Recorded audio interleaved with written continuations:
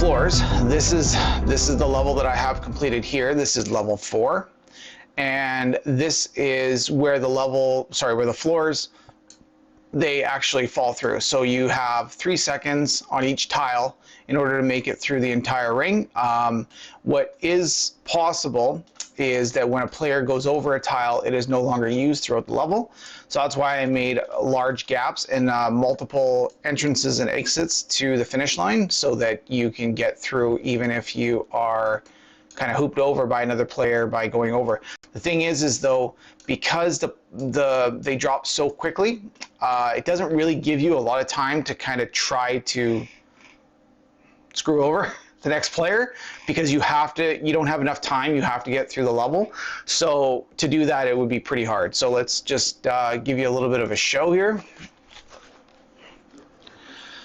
Now, I'm actually not very good at this one, and I need to fix some things because I've made it extremely difficult. But if I go over here quickly and I look back, you can see the tiles, they disappear. And going over here, I did leave in, again, the function for having the ability to hover or fly. It's not really a fly function, it's more of a glide. And for games like this, I highly recommend it. Oh, no! See? And you can see over through there all the tiles have disappeared, but now they come back because of the fact that there's only one single player in here and I've respawned the level. So I will fix that and have it so that the tiles, once they are down, they're down for the rest of the level unless you reset the level. So we can go through here. Nope, I'm gonna die again. Go figure. I'm actually a lot better than this. I'm just kind of being silly right now and I'm not doing very well. So let's actually go through here. And I actually had to add a bunch of like these things here, what are they called? Fences, guardrails, in certain places because it was becoming too easy to just kind of skip over. And I didn't want that for my game. I don't want you to have the ability to kind of just cheat past it. There are spots that I've made where you can go past things without getting hit, not like that. So it does make it a little bit easier if you know the course.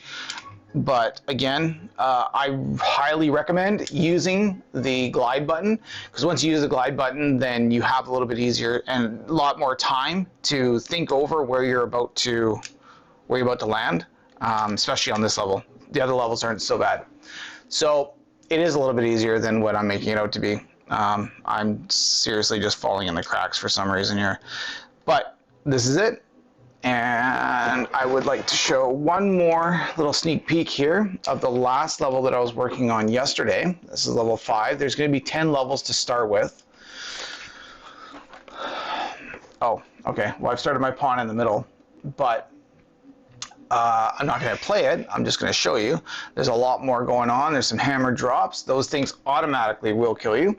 And then so will the red ones, which are over there. You can kind of see them. I don't know if I can move over here a bit. You can kind of see them over there. They drop down. Those also kill you on impact. You got the yellow ones, which are bumpers.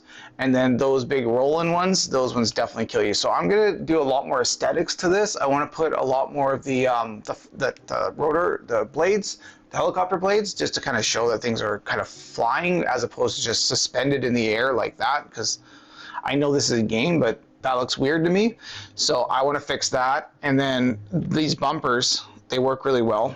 So staying away from pretty much anything is the objective of the game, especially when you're playing against other people and there's a lot of obstacles in your way, because the obstacles will just generally slow you down. And it just becomes a lot harder for you to get past anything. So going up here, going through some blades. The blade will also bounce you. But being bounced isn't always a bad thing, because you do have the ability to use your glide function. And when you use your glide function, it gives you that chance to just get a little bit further ahead. Now these things are a pain in the butt, because they come everywhere. And I wanted to do that to slow the player down because sometimes you can get to the end so quickly. And I didn't want the players behind to just have an unfair advantage. And then once you get to the top, you'll hear, son. There's your trophy. Ta-da! Don't get smashed. I also want to have more hand functions. That's something I'm going to work on probably in a different update because right now it's the regular mannequin for Unreal Engine, and I have the ability to put in different items in here, but I'm not sure if I'm going to do that yet. My idea was to create some sort of projectile, like a gun, but it doesn't kill people. All it does is push them, so that a player can use that projectile gun to push the person off the level, but not a gun but the projectiles can't shoot like all the way across the map. That would just be unrealistic, and well, not that this game is realistic to begin with, but that would be unfair and wouldn't really sport a good game. So what I wanted was the projectiles to be a shorter distance. That way you can have maybe 15, 20 feet, and if you see somebody coming or you're just a little bit behind somebody, you can give them a couple shots of the ball, maybe even give them 10 rounds, and then they can pick up ammo of some kind throughout the level. That way you at least have a chance. But so far, this is it. This is what it looks like. And thank you for watching along the journey. I hope to have some more development for you soon. Let's see if I can get into here. No, I'm going to fall in. Am I? Am I going to get in? Oh, I got in. That was a fluke. I hope to have some more development videos coming up soon just to kind of show the progress. And I did have somebody ask me, it's like, well, with you showing all this, do you think somebody's going to steal your idea? And I said, go ahead, take my idea. I don't really care. But somebody's going to get called out for it because I'm already making it and I'm showing videos of it. And there's a very clear idea that this is what I have envisioned for a game. And honestly, another person said too, well, this is a lot like Fall Guys. You know, a lot of games are a lot like other games. That's just kind of how the games work. You're not really going to find a pioneering game nowadays because they've all, the principles have all kind of been done. There's a lot that I'm trying to do to make it different. Fall Guys was a ripoff of somebody else too, so I don't know what to really say to that. It's just a matter of making the game the best you can to suit what your vision is. When I started this game, I didn't think of it as Fall Guys. I thought of it as an obstacle course. I wasn't really a big fan of Fall Guys anyway. I found it too slow and kind of janky. Like I wanted something that was a little bit more like you're a person, like you're a physical object and you have to maneuver through these, and in VR it's just a completely different experience.